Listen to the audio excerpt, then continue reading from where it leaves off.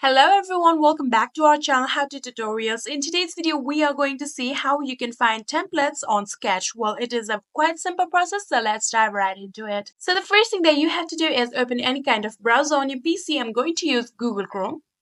So after you have opened the browser, all you have to do is click on the search bar and start typing www.sketch.com.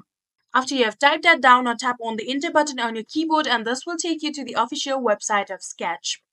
So here you can see this is the official website, and all you have to do is click on the sign in button right here that you can see in order to sign into your account. Right now here you can see the option of my workspace because I am already signed into my account. So simply just click on this option if you are already signed in. So after doing so, here you can see you are now logged into your account. So all you have to do in order to find templates is click on this option templates right here. If you can't see the option right here, you can click on this bell icon that you can see right here, and then you will be able to see the option of templates. Click on it, and after clicking on it, then scroll down, and there you will be able to see the option of view sketch template. Click on it.